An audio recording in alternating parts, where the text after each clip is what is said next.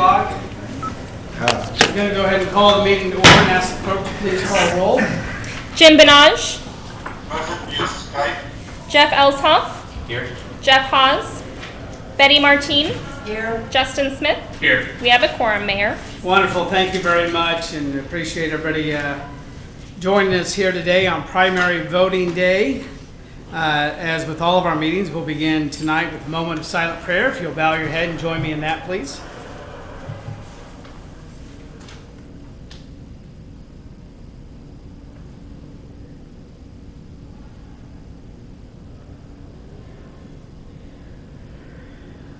Amen. Now please rise and join us in the saying of the Pledge of Allegiance to the American flag.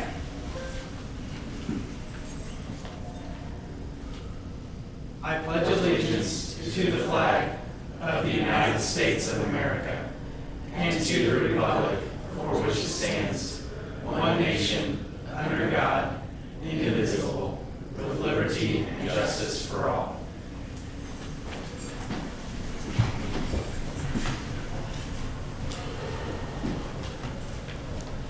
Again, I want to welcome everybody to your August 7th Bel Aire City Council meeting. I know we might have a little outside noise tonight. That's a good thing. It's 7 o'clock and there's still a line to vote in a primary election, which I think is fantastic to see so many people waiting in line. I voted just in the nick of time for that, but it was really good to hear that they've been busy all day. So a heavy turnout, which is exciting to see democracy in action. So just asking you to bear with us. With that, we want to keep our door open, but no, there may be some noise waffling from downstairs with people waiting in line to vote. First item to come before council this evening is the consent agenda, which consists of the minutes of the July 17th meeting. Mr. Mayor, I motion that we approve the consent agenda as listed and authorize the mayor to sign. Second. And first and second, any questions or comments? All in favor say aye. Aye. Opposed? And we did get Councilmember Benage, who's joined us via Skype, who voted aye as well for that. Okay, we'll move right into, let's see, next thing we have is discussion and approval of the appropriations ordinance. This is the 15th we've done. It's a 2018-15 in the amount of $289,044.38. Mr. Mayor, yes. I move that we approve appropriations ordinance 18-15. Second. We have first and second. Questions or comments? All in favor, say aye. Aye. City requested appearances. I have none official. Under citizens' concerns, this is the time where anybody wishing to address council may do so. I do have one request to speak form from Sylvia Fort.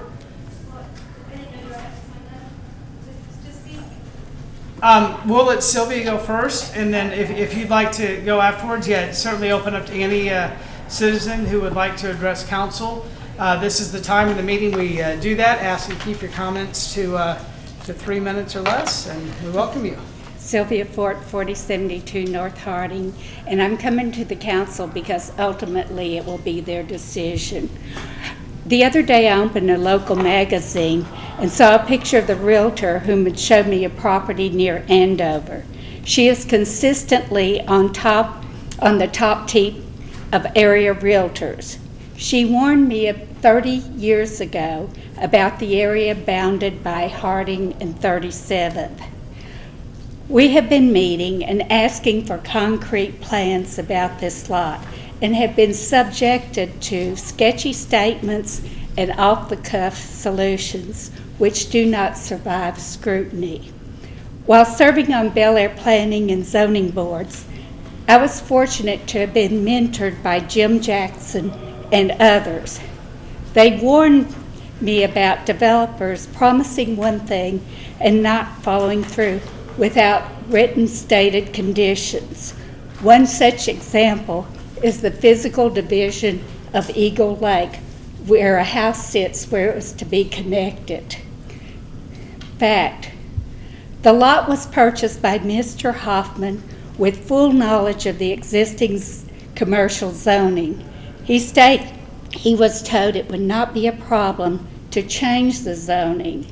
Opinion: we believe he's being accorded extra consideration because he paid so much for a problematic divided lot. It is not good planning for an entire neighborhood to be asked to allow a development that from the beginning was ill-suited for both the lot and the area. Bel Aire is recognized as a safe community where people move to raise their families and enjoy a quality of life. In order to attract new residents, Bel Aire must avoid the stigma of desperation. Bel Aire is currently trying to sell high-priced, high-dollar residential areas. This endeavor will be jeopardized by uncertainty regarding spots, rezoning, or downzoning that impacts current values. If whatever the latest plan by Mr. Hoffman does not contribute to that standard, I plan to write that realtor a letter of apology. Thank you. Anyone else wishing to address council this evening? And I'm entering these. So I would ask that you come to the podium, state your name and your address, and again, ask you to keep comments at 3 minutes. All right, my name is Erin Orth, and I live at 4636 Farmstead.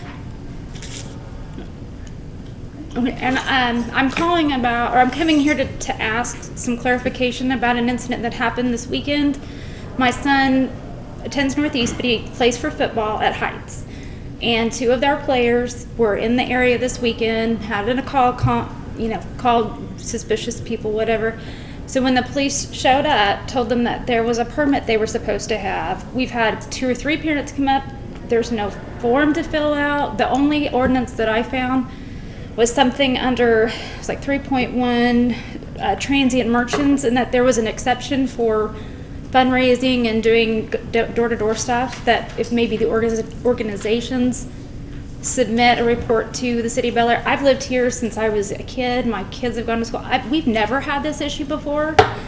And so I feel like we need to get some clarity, because I mean, these boys were really upset about it and the parents are upset. So I feel like, I need to get some clarification, because you guys, this is where I need to come for that. So I don't know if there needs to be clarification. Is there something, because these boys have what they call their blitz this Saturday. And they every year come to the neighborhoods to sell these door to door, and now their parents are afraid to let their kids come here because we don't know what the rules are. So that's all. Appreciate it. Thank you. Anyone else wishing to address council this evening? Seeing none, I'm going to close citizens' concerns, but I will address both speakers, if I may. Sylvia, appreciate your comments as always. Best of my knowledge right now, we don't have any new plan that's come forth. So it is what it is at this point. Again, yeah, if you want to change that to zone, it'll have to go through planning commission. But best of my knowledge, nothing else has been presented, so it remains zone commercial at this time. So do appreciate the comments. As far as for the mom speaking about the Heights High School football players selling fundraising cards, and this is one of those things where, unfortunately, this is a blanket ordinance that is here basically to protect all the citizens. It's to prevent, fraudulent charities, fraudulent people from going door to door, and our policemen and women driving around looking for people, knocking on doors and stopping them. No, So. And I want to applaud the 2 young men. I really do. I want to applaud them. I have seen the tape, because when it was brought to my attention, some accusations were made, and I wanted to watch that tape and see if those were true. And I also, matter of fact, just this evening spoke to the officer who met with him.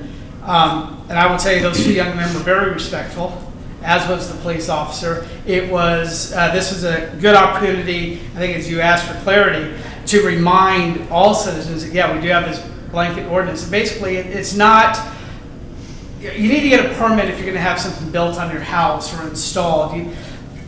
This is a way where with this ordinance, again, it's a blanket one to protect citizens from fraudulent charities, fraudulent, what have you. And again, when the call came in, the police over there supposed to responded to the call, told the kids, hey, by the way, you're supposed to let City Hall know. They said we didn't know. The next morning it was taken care of. And I applaud these kids. I really do. So with that, just that way now, City Hall, we know that it's a legitimate thing. And so when we get a call that, if anybody else were to call to say someone, from Heights is there, yeah, we're aware of it in advance. So. Can I ask, there is no form, the city council, they didn't have a form? I mean, the secretaries, they were trying to charge us $50 to get one? No, there's no fee. Yeah, so, I mean, because Girl Scouts, everybody's going to be affected. Yeah, there's absolutely no fee. It's just, we just ask that you let City Hall know in advance, so, with that, so. Okay. Yeah, is there a form you could put online or something? Because like I said, this is coming up Saturday. That actually is a really good idea, but I think we can, the fact that you told us that they'll be out on Saturday, I think is good enough. Yeah, To be honest with you, that's good enough that they're covered. I'll say it right here in the public meeting. So, but that's a good idea. Maybe we need to look at just a uniformity of a form that's available. And because if I left a copy on your desk, Mayor, of the actual ordinance, and simply all it states is for the nonprofits, just a letter, any kind of letter that says that they're just basically a notification. So it's not really a form, Right. just any kind of written notification. Could even be an email, I think, just to let us know so that if in the future we get a call, when we know that somebody's out doing something like that, we can let the police know, and so that if there's a call, then they're aware of what's going on and can tell the homeowner that we know that they're here doing Heights fundraising or whatever it may be. So that's why there is no form. If council wanted us to work on a form, we could simply do that, or letter or email is just as sufficient as well. I don't know if we want to make that decision right here and now, but maybe it's something we can look at in a future workshop perhaps. So, all right, thank you. With that, I'm going to move us on to reports, councilmember reports, and we're going to start with the man on the computer first, Councilmember Benaj. Good evening. Two things. I attended the K-254 bylaw discussion that Mr. Lasher did a great job coordinating this discussion and finalizing the draft of the bylaws. And I look forward to us getting those bylaws and articles of incorporation adopted so we can get the K-254 corridor project going. That meeting's on Wednesday the 15th, is that right? Yes. Thank you. I also attended on the 19th of July the regional board meeting.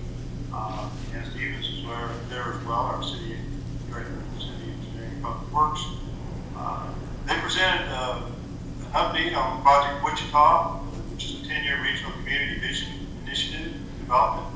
They have 8 big ideas that came from their investigation.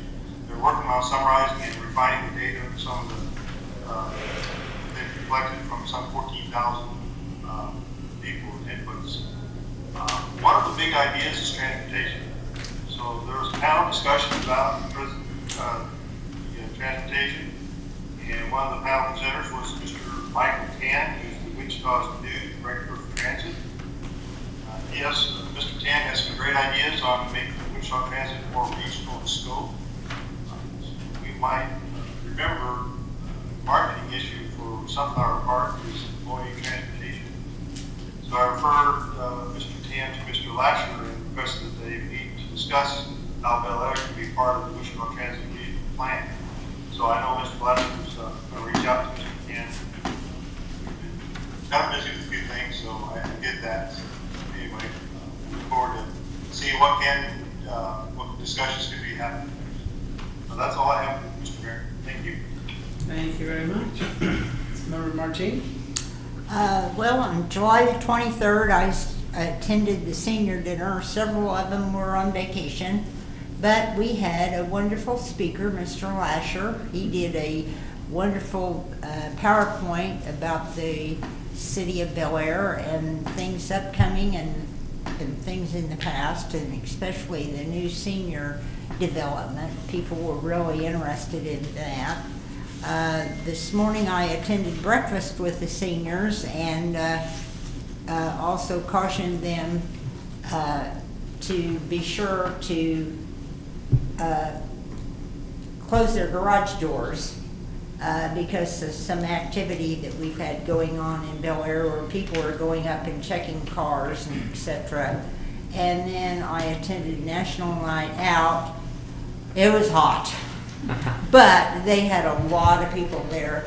I watched the little youngsters painting rocks, and this one little boy said, well, I want to take mine home. And his mom said, no, you can't do that. And I said, I think we'll find somebody that'll let you take your rock home. So he was happy, and but it looked like a very good turnout. They had several different activities there for the children and stuff. And that's all I have, Mayor.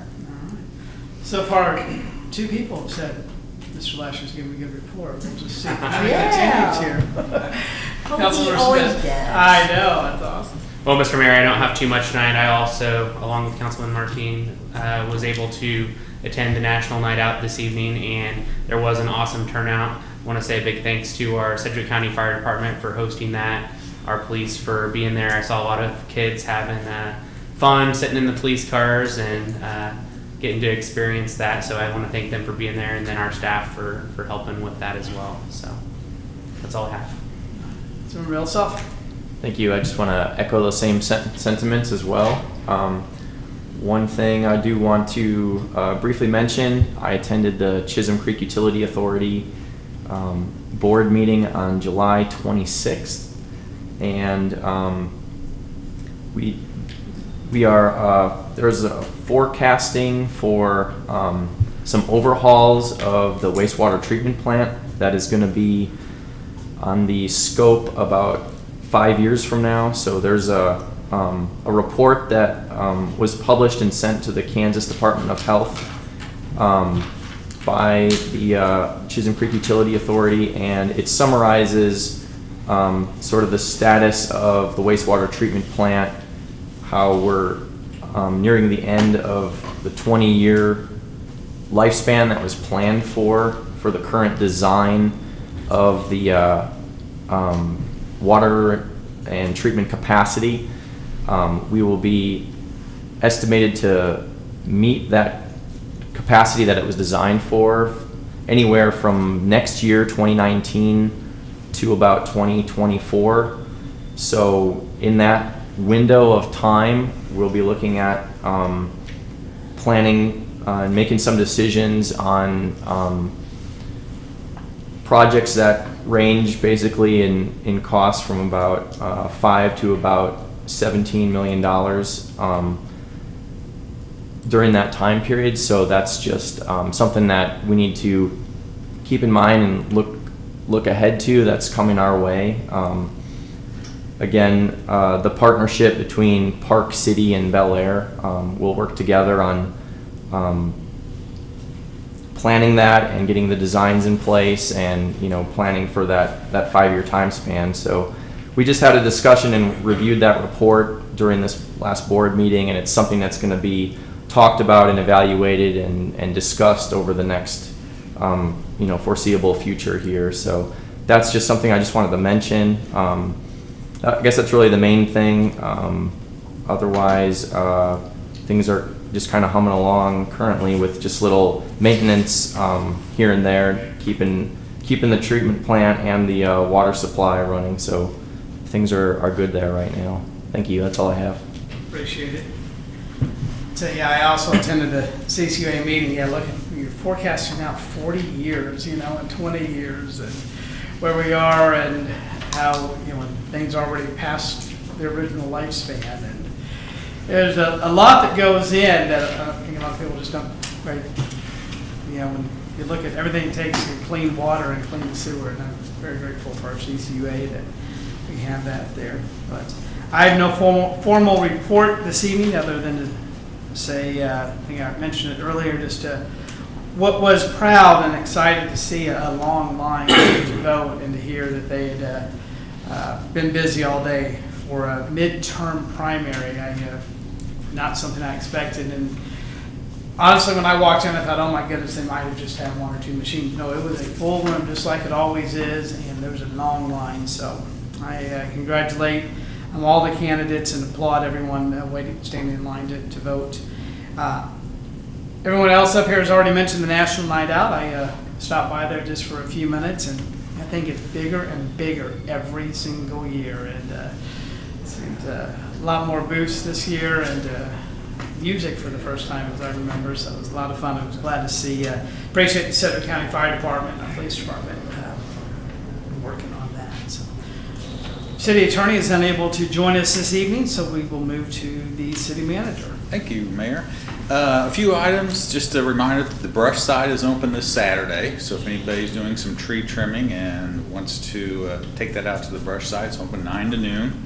The Central Park pool closes on Sunday, which means that on Monday, the hot dog pool party. So that will be Monday, and that's open for the dogs and their owners to come, and then that's the last party at the pool, and then it's closed down for the season. So again, that's next Monday at the Central Park pool. It's always been a big success.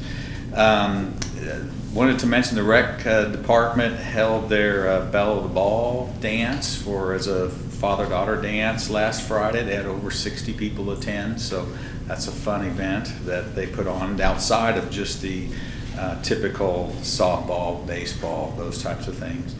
And the last thing is my speaking series continues tomorrow at the Lions Club. So at noon, if anybody wants to come out and hear me, I'm still speaking at the Lions Club at noon tomorrow. So that's all I had, Mayor. All right, thank you very much. Write that down, noon. All right, and that's at the Gospel Assembly. Yes, you didn't sir. tell anybody where it was. That's correct, So now Mayor. we know. Shall we call cake? I'm not cake, but Channel Yeah, all the media there, yeah, too bad. All right, we're going to move on to ordinances, resolutions, and final actions. We actually have a fairly light agenda this evening. There's a couple of resolutions and ordinance. We're going to approve an engineer contract and approve our budget for publications. So that'll be a little bit of information on that. But with that, let's jump right into item A, which is a zone change ordinance. Bel Aire owns 3 parcels that lie on the south side of Central Park Avenue. This is west along Rock Road and east of Prestwick. You can see the map in our packet and on the screen there. These lots are being sold to a developer being platted as the Villas at Prestwick. Each parcel was zoned differently. The parcel along Rock is zoned as C1 commercial. The parcel along Prestwick is zoned R5, which is multifamily. And the reserve in the center is zoned R3, which is for a single family. Both the developer and the staff felt it would be beneficial for all 3 parcels to be zoned R5 multifamily. We did go through proper notification that was given to all the surrounding property owners. Held a public hearing at the July 12th Planning Commission meeting. Want to point out Planning Commission did vote 4-0 to approve this. I see some members of our Planning Commission there, so if we need to put them on the spot, we can do that if we have any questions. But also there's someone from MKEC here as well. So everyone's here if we have any questions, but this is something that I'm excited about to see come to fruition for that. So the first item again is item A here, a zone change. Anybody has any questions? If not, I would certainly entertain a motion. Mr. Mayor, just a quick question. Yeah. Is the closing of the sale of this property pending the approval of these zoning changes? Yes, that's correct, Councilmember Benaj. The city owns those parcels. Part of the due diligence in the contract was to get it to the platting point, which council did approve at the last council meeting, and then the zone change to allow the senior housing, which Councilmember Martin discussed, is their plan for that parcel. It's actually set to close Friday at 1:30, pending all the approvals. Very good, thank you. Mr. Mayor, Yes. I move that we approve an ordinance changing the zoning classification from C1 and R3 to R5 on certain properties located within the corporate city limits of the city of Bel Aire, Kansas, and authorize the mayor to sign. Second. Now, first, we have 2 seconds. I'll let Stacy figure out which one gets it. Since it is an ordinance, it does call for a roll call vote. Councilmember Benaj, Aye. Councilmember Elsoff, Aye. Councilmember Hawes is not here. Councilmember Martine, Aye. Councilmember Smith, Aye. and I also vote in the affirmative. We're excited to see this move forward. And maybe I should have done this at the beginning of the meeting, but Councilmember Hawes, he did let us know that he would be out of town in advance of this meeting, so hope he is enjoying his time with his kids before they go off to college and break their mom's heart. So, yeah, we did have first and second. Roll call passes 5-0. Okay. Item B, Empire Wall. This is an IRB resolution. The city issued an IRB on behalf of Empire Wall, but there's an error in the surveying, so Empire Wall actually needs to add about 8 feet to that lot. As a result, the legal contained, this is all legalese, in the IRB document must reflect the change, so we have to make that addendum there. Sarah Steele, I see you guys right there in front of me, is here with Gilmore and Bell. Again, to answer any questions on that, if anybody has any questions.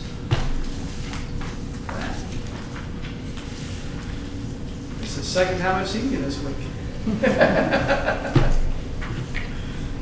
Mr. Mayor, Yes. I move that we approve a resolution of the governing body of the city of Bel Aire, Kansas, approving the form of amendment number 1 to certain bond documents entered into by the city in connection with the issuance by the city of its taxable industrial revenue bonds, Series 2017, and authorize the mayor to sign.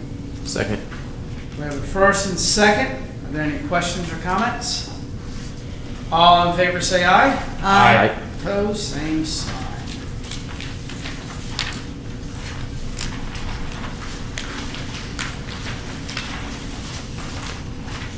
Okay. Another IRB resolution. Item C here is for Epic Sports. The city issued an IRB on behalf of Epic Real Estate Development. Included in the IRB was equipment and personal property. The owner is wanting to transfer the equipment to Epic Sports. An addendum is required for this to be allowed. And Sarah Still with Gilmore Bell is here to answer any questions on this as well. Mr. Mayor, I do have a question. I wonder if you could just summarize the main reason for why this transfer is taking place. Certainly, Councilmember Ingletop. I'm Sarah Steele with Gilmore and Bell here in Wichita. We serve as bond counsel to the city. And Epic approached us with this amendment at the request of their tax attorneys or tax accountants. It's an accounting issue as to how they depreciate the equipment. Epic Sports is the operating entity that operates their facility. Epic Real Estate Development 2 is purely the real estate holding company and cannot avail itself of the same level of depreciation on the equipment. So they've asked that this transfer take place. I might add that this was one of the industrial revenue bonds where Epic Real Estate Development 2 was actually the bond purchaser as well as the tenant. So they're on both sides of the transaction. This really in no way affects security on these bonds, and it only impacts Epic and how they can continue their business operations. Does that answer your question? Yes, thank you. Yes, I have a question as well. In reading through some of the documents, I got a little confused as to who actually owned property here. Does the city own any of this property at all, or is this all owned by Epic? Up until a recent change in our process of how we're going to do IRBs going forward, city actually takes title to the real estate that is financed with an industrial revenue bond and holds it for the duration of time that those bonds are outstanding. There's now another way the city will be able to have an interest in that property. And so moving forward, we don't plan to transfer title anymore from the company over to the city when we do an industrial revenue bond. We intend to have them execute a leasehold interest to the city. City will turn around then and execute a leasehold interest back to the company. It's always a good opportunity when I talk about industrial revenue bonds to remind everyone that these are simply an accommodation that the city makes to help the business in two possible respects. One would be a sales tax exemption on the materials and the furnishings going into the facility. The other is it's eligible for up to 10 years, up to 100% of property tax abatement on everything purchased with industrial revenue bonds. So the city simply acts as a conduit. They do not provide any money. It's not a debt of the city in any way. It doesn't count against your debt if there is a default. But under the old method of the statutes, city had to take title to the real estate. Is that? Any other questions? Sarah, thank you for being here. Thank you. If there's no other questions, I would entertain a motion. Mr. Mayor, I propose I motion to approve the resolution of the governing body of City of Bel Aire to approve the form amendment number 1 to certain bond documents entered into the city in connection with the issuance by the city of its taxable industrial revenue bonds, Series 2017, and authorize the mayor to sign. Second. First and second, any questions or comments? All in favor say aye. Aye. Opposed, same sign. Okay, item D is the engineer services agreement with MKEC. This is for the expansion of Woodlawn Avenue. This is something that we've been talking about for quite a while, and we're excited to see as kind of the first step towards the this 2020 project. It's really gaining some momentum and happening. I mentioned we're receiving a grant from WAMPO, which is the Wichita Area Metropolitan Planning Organization. This is to expand Woodlawn. This is only for the sections from 37th to 45th. It includes the intersection there at 45th and Woodlawn. Funding and construction takes place in 2020, which is just a little over a year away. We're ready to hire an engineer to begin the design work and engage the public. Since the money comes from the federal government through the Kansas Department of Transportation, KDOT, they have some certain specifications that must be followed. Surprise, surprise. So RFQs, requests for qualifications, were solicited. A committee reviewed these RFQs, and the council selected MKEC at our July 17th meeting, which was our last city council meeting. Staff and MKEC have been negotiating a contract since that time, and that contract is before council this evening. I do see that Ann Stevens is here to answer any questions or go over the contract if you have any specific questions for her. Mr. Mayor, I have a question. Mm-hmm.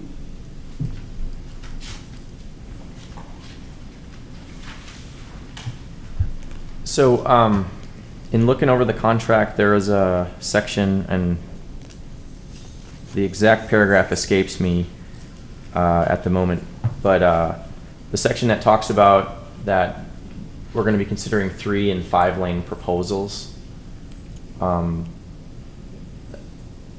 There's a number of design options that are going to be looked at, and one thing I wanted to know is, if when we're looking at the 3 lane option, do we have, I don't know if this is the stage of where we consider these things or not, so I just wanted to kind of just get this out there.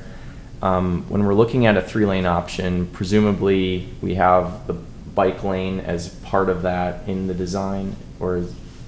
No, what this contract does is it sets up the funding mechanism basically for MKEC to begin the study phase of the project, well, the study and design phase of the project. As part of the study phase of the project, they will be taking traffic counts of the existing conditions, not only on various locations of Woodlawn, but also on some of the side streets. They will also be looking at historical traffic counts that are available through Sedgwick County. They're not directly on Woodlawn, but they're near Woodlawn. They will also be looking at the modeling that has been done by the Wichita Area Metropolitan Area Planning Association, as well as doing their own modeling, looking at Woodlawn into the future, into, I believe, the year 2040. That will be taking into account projections, commonly accepted projections in the traffic industry for various land uses in the area, looking at projections that are available through other sources in the area to see just how much traffic we can expect. I did ask them all of the vacant lots that are currently up and down Woodlawn to plan on those being filled with some sort of light commercial for the transportation planning aspect. So once they get that data information, then they will be looking at the lane configuration, whether it is a 3-lane, a 4-lane, a 5-lane, what is going to best suit the needs of the city. And it may be different north and south of the tracks. It may be, the lanes may change somewhere in the middle, not at the tracks, just to see what that is going to look like. But that is in their study. What specifically they're going to design is going to be as a result of that study. They will take it to all of the concepts to a public meeting, get public input. Once we have all that information, they will come back and present to council their findings, the public input, what the public would like to see, and then council will make the decision what that lane configuration will be. Okay, excellent, thank you. You're welcome. Mr. Mayor, Yes. one question. As I was looking at the payment provision section of the contract, it really outlines 3 different phases of this agreement. I didn't really see a lot of other detail in this contract about those 3 phases. I was wondering if you could just talk a little bit about how that's going to work in the 3 phases. Sure, there's 3 phases. There is a concept development phase, or a study phase, which is phase 1. There's a design phase, which is phase 2, and then construction phase, which is phase 3. As I just spoke about to Councilmember Elsoff, the study phase is getting all that preliminary information, getting the data, figuring out what we need to build, what it's going to look like. They're also going to be taking a survey of the area to get all the current elevations, figure out what they need. They're going to look at the storm sewer requirements, since we are going from open ditches to a closed storm sewer system, taking all that into account, developing concepts, presenting it to you. That will be the study phase. There is detailed in the project a scope of services which outlines not entirely everything that they're going to do, but in general aspects what they're going to do. The design phase will then start once council has decided on a single concept to take forward. Then they will begin the development of those drawings. That will be all the engineering plans that contractors need to bid the project, specifications, everything goes into that design phase. KDOT will take it once those plans are designed. They will bid the project. A contractor will be hired to construct the project. MKEC's construction services will be available for answering questions related to their design on the project. Just to follow up on that a little bit. So in phase 1, we're going to do the conceptual design, and then phase 2, they're going to provide the and finally in phase 3, they're going to provide the construction services. Do we not expect that depending on the design that we choose, the scope or cost might be different? Do we think that the costs are going to be the same regardless of what design we go with? The costs for the design phase will be the same no matter whether we go with 3-lane, 4-lane, 5-lane, roundabout, signal. They're comfortable with the numbers that they have plugged in for that design. The construction services is not for construction observation. It is strictly for answering questions regarding the design. hey, I noticed that there's supposed to be 3 feet of fill over here and I see 5, they're gonna come in and help change that, or help answer questions. Okay. Any other questions? Chairman, I have a few questions. First of all, related to what Councilmember Ossoff had talked about the 3-lane, 5-lane, that's paragraph 1-7. It doesn't discuss 4-lane option. Is there any concern that they would take that off the table because it only discusses 3 and 5-lane options?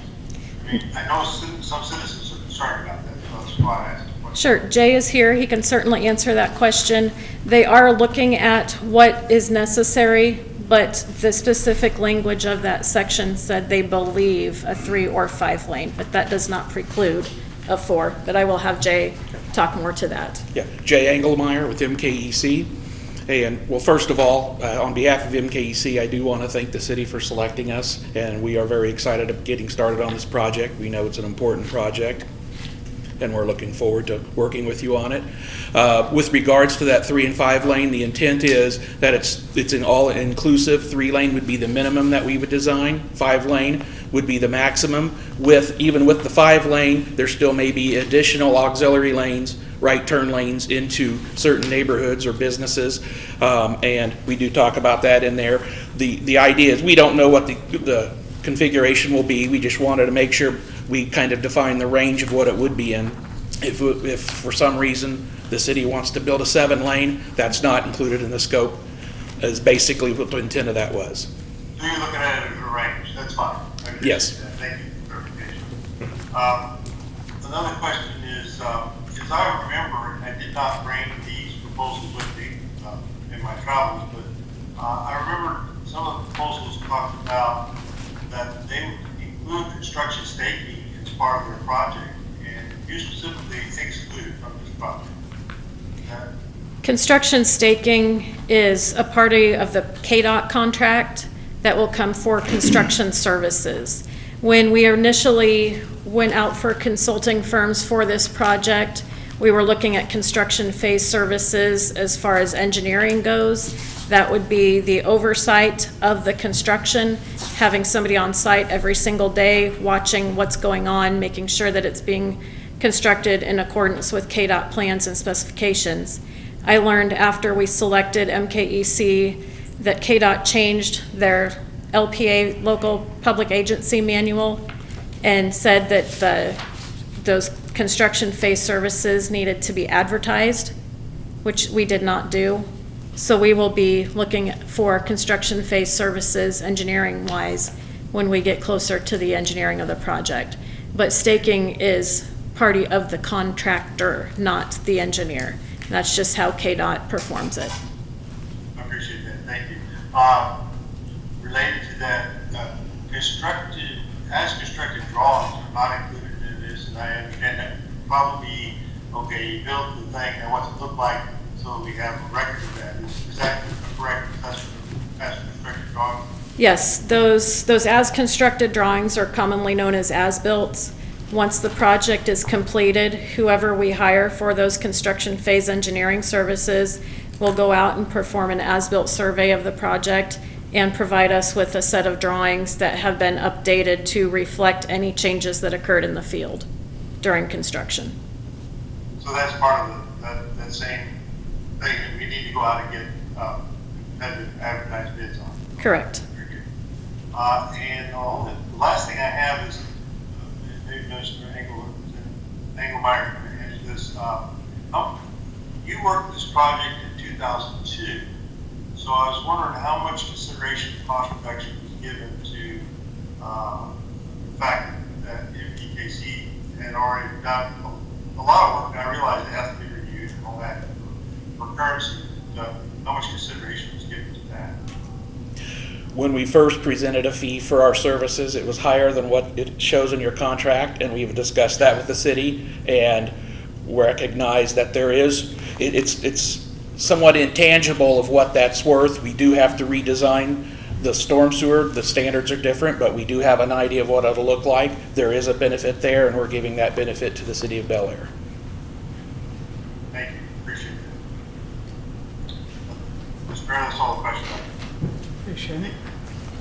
All good questions. This is a project that like I said, we've been talking about for 10 years now, more than that we're excited to see started. And I just want to say to Ann Stevens, I really appreciate how you broke that down, the concept, design, and then construction. So this is just the very beginning, but just again, long planned out process where we'll hopefully in 2 years we'll see something. If I could just, for the public's benefit, Please. as we move forward with this, once MKEC has developed the design concepts of the different phases, there will be a public meeting, there will be public outreach to get the public's input on the process, on the project, so you can have some ownership of this process. The decision will be ultimately made by the City Council. Once that decision is made, we will be doing another public information blitz to get the whys and wherefores out so the public can have some understanding of why we chose the design that we did. Now that will be forthcoming. There will be a second public meeting that will be held prior to construction starting so the public can have an idea of detours that are going to be needed, what kind of phasing the construction is going to go on. They can be aware of how this construction is going to impact them. It's going to impact a lot of people, and we want to make sure that the public is aware of how it is going to impact them, give them some phone numbers, some names, some contacts. So there will be plenty of public input opportunities. Say that's the thing I hear most about is detours. So, let's say in my neighborhood, I live off of Odessa. There's only one road to get on and off of, and that's Woodlawn. And I think just about every one of my neighbors at one time or another has asked me about that very thing, detouring. And we will make sure that there is at least one way in and one way out through the entirety of construction. You may have to go a long detour to get right instead of left, but you will be able to access your neighborhood at all times throughout the construction. Appreciate that. Are there any other questions? Well, thank you both for being here this evening and for all of the work and the time and getting us to this point where we can move forward. So, again, this contract is here for us. So that we've negotiated and hammered out. And with that, I will entertain a motion. Mr. Mayor, I motion that we approve the MKEC Engineering Services contract as presented and authorize the mayor to sign. I'll second. First and second, are there any questions or comments? All in favor say aye. Aye. Opposed, same sign. Thank you again. And concept phase is officially started, correct? As of this very moment. All right. Another item that we've been talking about, not quite as long, but last 2-3 months in depth, is the 2019 City of Bel Aire budget. Just to give everybody a little history of how this works.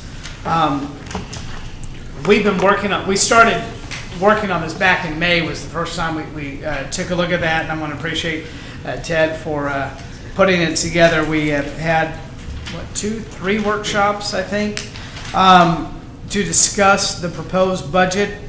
And what I'm most happy and excited to announce is that once again, 0 mil increase.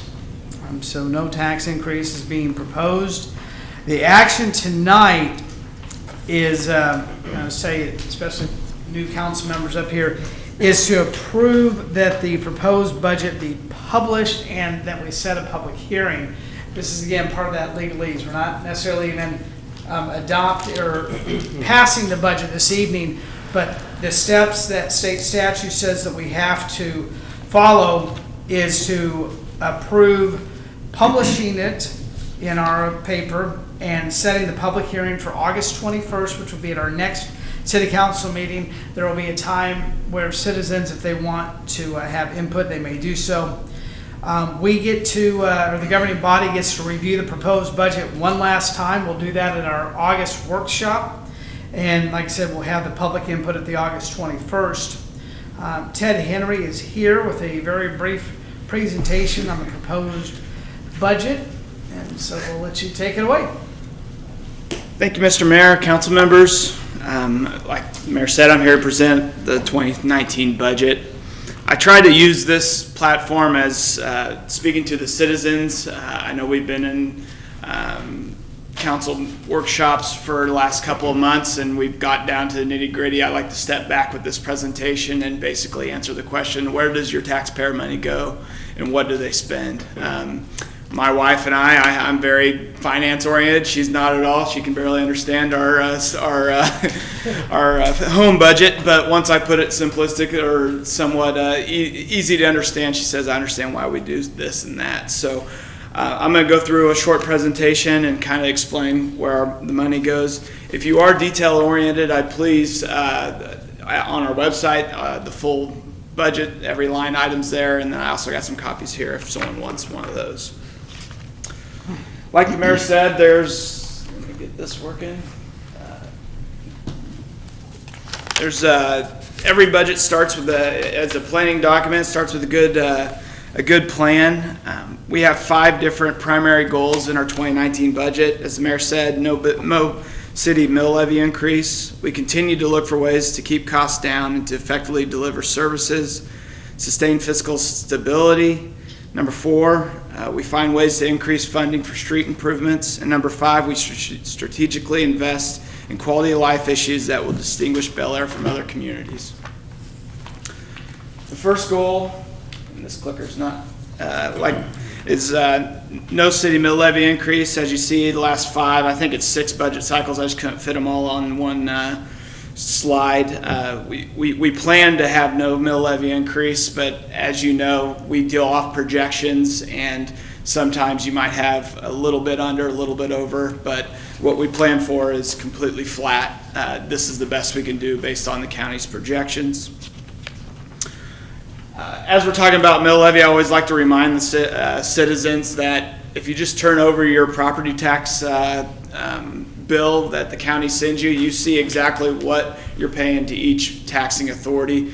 Not all your property taxes go to Bel Aire. Actually, only about 30% of your property taxes do. The state, school's a big one. So make sure you turn over your tax bill and you can see the exact layout of where your money's going. Probably the most exciting thing during this season is you get to kind of see what your anticipated growth in assessed value is going to be. Ours for the next year is 7.43%. As we've been talking, I always do a 5-year budget, a 5-year forecast. I forecast 5%, so that's always a good thing to see that we're above forecast growth.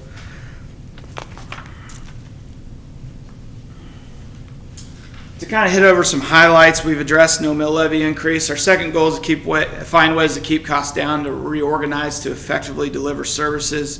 The 2019 budget keeps staffing levels flat. We will offer a 2.5% merit increase for all employees and maintain a competitive benefits package.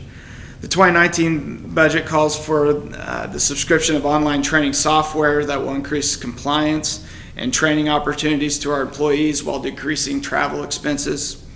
The number 3 goal is sustain fiscal stability. It's really hard to do this, to carry such a high ending balance when there's so many needs that the city has. But we practice restraint and ensuring that our core needs are met and the city remains financially stable. The 2019 budget looks into the future, anticipates new projects while keeping sufficient reserves for unexpected rainy days. The thing we just passed, the engineering portion of Woodlawn, is actually forecasted into my 5-year. So when we're looking into what's this budget going to do in the next 5 years, I actually have that amount already in there for us the next 5. And then next year, once the construction and different things start to hit our budgets, I'll include that as well. I really pride myself on trying to forecast what we need and what we can spend today and what we can't spend today. The next thing is find ways to increase funding for street improvements. We had a citizen survey a couple of years back, or maybe a year back, and that was the number 1 concern, so the council really tackled that head on. The 2019 budget transfers $500,000 from 3 different funds for street improvements inside the Capital Improvement Reserve Fund. The fifth and final goal was to strategically invest in quality of life issues that will distinguish Bel Aire from other communities. The 2019 proposed budget increases community events budgets by about $3,000 for current and new community events. So now we'll jump into the general fund real quick. This is the general fund revenues. The 2019 budget anticipates an operating budget a revenue budget a little over $5.7 million in revenues. As you can see, about 48% of the revenues are from property tax revenues. When combined with sales and other tax revenues, this represents about 75% of our total revenues is from property taxes, sales taxes, and motor vehicle taxes, a lot of the different other subcategories that we collect. The other 25% are pretty much city-generated revenues, franchise fees, permits, licenses, fines, recreation fees, grants, and other revenues. On the expenditure side, I always like to think 80-15-5, but this year it's 80-14-6. 80% of all our spending goes to core services, 14% goes to quality of life issues, and 6% goes to streets and major equipment purchases. In 2017, about 40% of all expenditures are related to debt service for land and other city debt obligations. In 2017, we refinanced our land debt to a more aggressive pay down structure. We're paying more on our land debt we are in 2019 than we are in 2018. We'll pay more down on our land debt in 2020 than we do in 2019. What this does is two things. It gets us out of debt earlier, and then two, it keeps a high growth city under the tax lid. So it kind of works both ways. 20% of all expenditures in our general fund is used for public safety. This includes funding police officers' salaries and their equipment. This line also includes our court expenses. 11% of expenditures are spent on general government. This funds our city council, city manager, city attorney, communications, the finance department, customer service expenses. This line item makes sure the city answers the phone when you call, the city pays its bills on time, makes city compliant in all laws and regulations, and directs the city in all manners. 4% of the expenditures are dedicated to the planning and zoning department. This ensures buildings are safe and codes are enforced. 3% of all expenditures are fund facilities, upkeep, and janitorial services, as well as liability insurance, copiers, all IT support and equipment, yearly audits, accounting software. As you can tell, that's a big line. That makes up 80% of all our expenditures. That's what I consider kind of core services that you expect government to provide. The other 14% is quality of life. Now, this is the rec department, parks department, senior center, community development. And then the remaining 6% of expenditures are transferred out of the general fund. 200 of that 6%, 200,000 of the 500,000, they'll be transferred for street improvements inside the capital reserve fund. Another 200 will be transferred inside our equipment reserve fund. As you know, we just made a big purchase of a new dump truck out of our equipment reserve fund. This 200,000 will replace that just in case we need a lot of needs in that fund. Both of those funds are completely council directed. Our city department, city manager will come up with proposals. You guys vote it up or down, and we spend that fund. So it's completely controlled by the city council as well as all our budget, but I just wanted to make a clarification on those transfers being transferred to a different fund. The next slide kind of gives you an overall summary. Like I said, one of our goals is fiscal stability, and in 2019 we're reserving about 44% of our revenues for a rainy day and also for anticipated future projects such as the reconstruction of Woodlawn. This next slide kind of illustrates what I mean when I say transfer out of the general fund. We have three different funds, the general, street, and solid waste fund, that will be transferring money. I see it as moving it from one bucket to another bucket. And then inside that, we have 500,000 we can send on street improvements.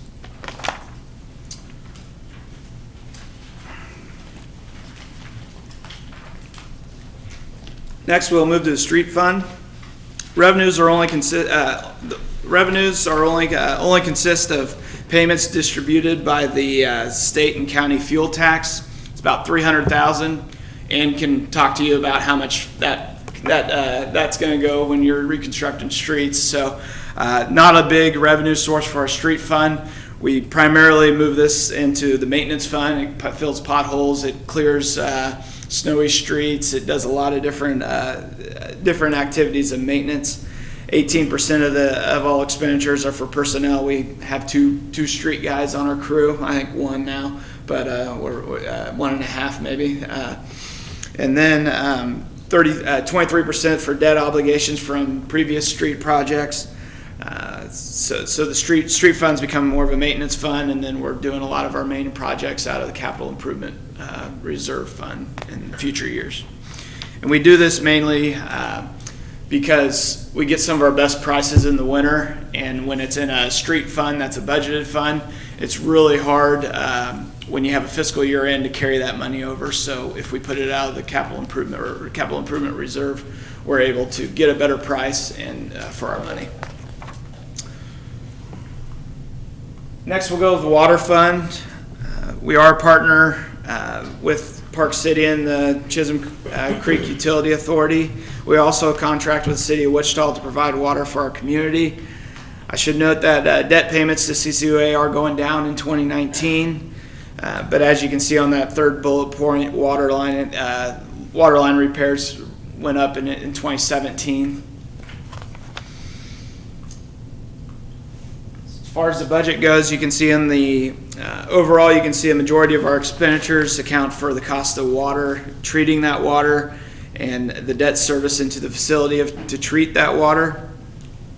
With this expense accrued before it even touches Bel Aire's borders. This leaves the remaining amount of all expenditures to be spent on staff, repairs, and improvements to existing water lines. The 2019 budget includes a water rate study. I think this is very important for us in 2019, as Councilmember Elsoff alluded to. CCUA is looking to expand some areas, and it's very important that we get those projections in our water rates also to find out where we're at exactly. I'm really excited for that. Also a new line billing interface. I think Bel Aire needs to kind of join the 21st century with our ability to pay online and see your account online. So we're going to work on that early in 2019 to be able to provide that for our utility customers. We also had a slight increase to combat some of these costly repairs that we're seeing. We're going to try to do some more maintenance on our lines in 2019 as well. The sewer funds, much like the water fund, they kind of mirror each other. However, all of our Bel Aire's wastewater is treated by CCUA. And then I kind of added the mop incident. Everybody kind of remembers that from 2017.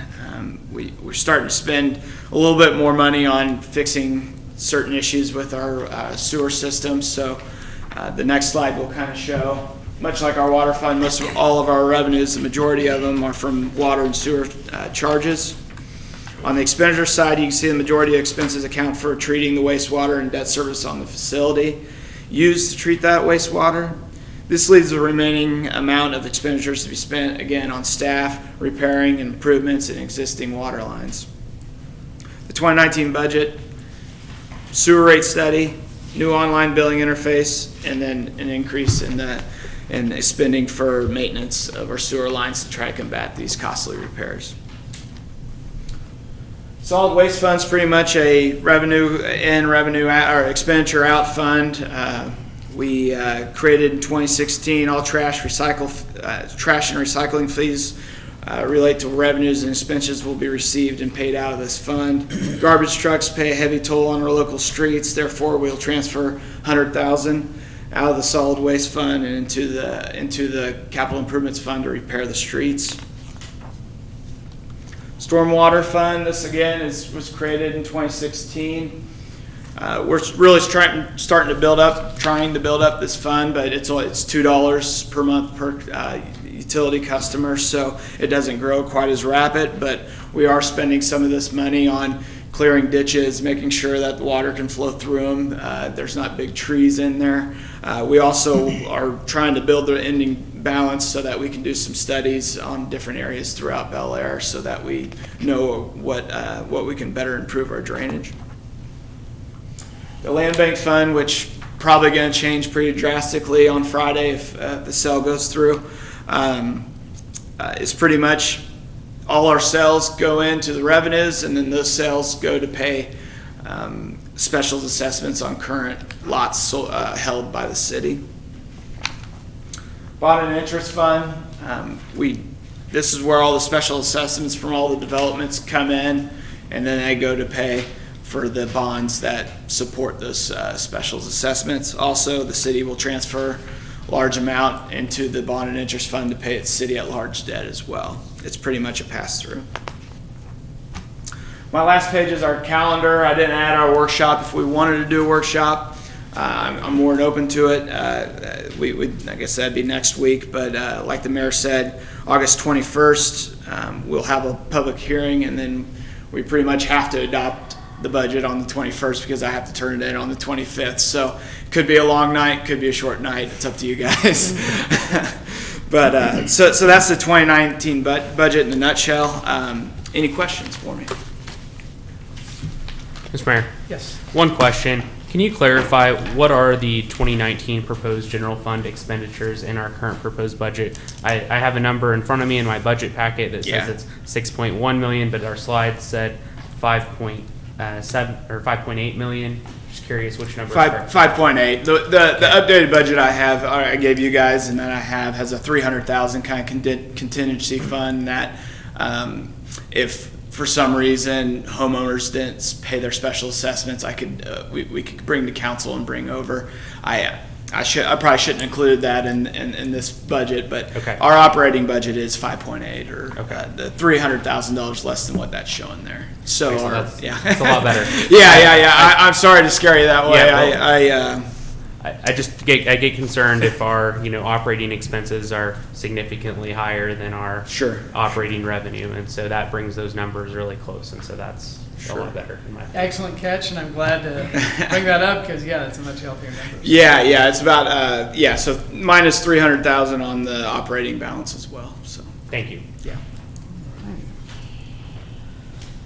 No, well, I appreciate the presentation. Appreciate all the work you've done on this since May, and all of the staff. And again, excited with the $0 mill increase, and the Councilmember Smith pointed out our revenue and spending looking pretty healthy. And just City Manager Ty Lash and I are having a conversation about something totally different, and we're just kind of on the side mentioned how it's nice that we can worry about some little things now because, as I said a few months ago, kind of during my vision or whatever here, the city, I really feel we've turned the corner and we're doing great things and we're moving in the right direction, and we can now use this, double-edged sword as a good thing to propel us into the future. And this healthy budget is one great step in that. So I would certainly hope, unless there's any objections, any other questions you have about the budget, again, I would entertain a motion. Again, this is just to publish it in our City of Record newspaper, which is the Ark Valley News. And then it'll be, and of course we'll have it on social media, so it'll be all over on Twitter and Facebook and other places to let people know that the budget is available. If you really want to read Ted's really long, detailed, he'll have it available, and I appreciate that. The transparency that we're showing, that you can see it as in with our appropriations ordinance, every single penny, where it's going to go and everything. So again, this is just to publish it and to officially schedule the public hearing. Mr. Mayor, Mrs. Martine. I make a motion to approve the City of Bel Aire 2019 budget as presented by the city manager and staff for publication, and schedule a public hearing on August 21st, 2018 at 7 p.m. Second. First and second, any other questions or comments? I have a comment, Mr. Mayor. Yes. I just on I just wanted to express gratitude on behalf of myself, and I know I speak for everybody up here on the council and the mayor as well. Thank you so much, Ted, for what you do in this budget. Just so that citizens know, the budget we have is many pages of all the details, all the pennies and dollars, and it's a real complicated mess when you just look at it from high level. Complicated mess. I love that. And I just want to say, with that thought in mind, as I've gained experience in life, one of the things I've been able to appreciate more and more as I get older, I guess, is people that are true experts in their field. And one thing that really defines an expert is someone that can take a real complicated thing or topic or item and break it down into simple fundamental principles. And Ted does an excellent job of doing that, and when he presents things to us, you can, as you spend time with Ted presenting his knowledge and sharing, and as we have our workshops where he's discussing these issues with us, and it's so obvious that Ted has a true passion for accounting, and as I'm an engineer in my trade, so as one nerd to another nerd, I can really appreciate that. So I say that in the most endearing term. Thank you, Ted. I really appreciate the work that you put forward, and the way you break it down so that we can digest these numbers is really appreciated. So, ready to vote, Mr. Mayor? We have, as I say, we have first and a second. All in favor say aye. Aye. Opposed, same sign. All righty. I echo that, and I think you summed it up perfectly. It'll get easier as you go along. All right, next If not, Ted will beat him. And again, guys, this is Councilmember Martin and I can remember, and Councilmember or City Manager Lasher when they were the fact that we can spend some money and do some things and keep these services up makes me proud. It really does. So. Next item, we do have a workshop scheduled for a week from today. We can certainly go over any last budget questions if you guys have any. Certainly, so it'll be last time we kind of go over that. In a workshop forum, is there any other topics that we would like to present at this time that should be discussed at our next workshop? We do have a couple other things that council's asked us to look at. One is the council meeting prayer policy. Mm-hmm. Jackie has been working on that. A bulk water agreement to address some of the new subdivisions with water. And so those are a couple additional items that we would like to add to the agenda. And I'd also like, if council members are willing to have preliminary talk of what I brought up at our last workshop about some things we can do to market and promote our city. I'm working on a document. And right now it is, as Councilmember Ilsoff said, a complicated mess from so I'm trying to whittle it down, and some of the stuff that some of the best practices that I learned at ICSC, I'd like to bring some of those and have some discussion on that. So if you guys are all willing to do that. So we have budget, last questions on that, the prayer policy, bulk water agreement, and marketing and promotion.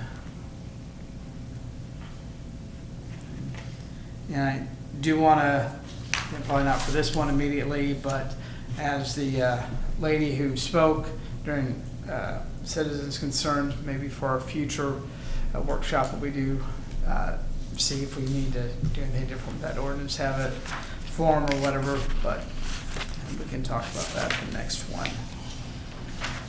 So, I have no need for an executive session. Mr. Mayor, Yes. I'd like to make a motion to adjourn. Second. I have a first and a second. All in favor say aye. Aye. Opposed? Same sign. Councilmember Benaj, thank you for joining us from the road and covering a couple hours out for this. So we'll let you get back to it. Well, thank you. Take care. Thank you. We are adjourned.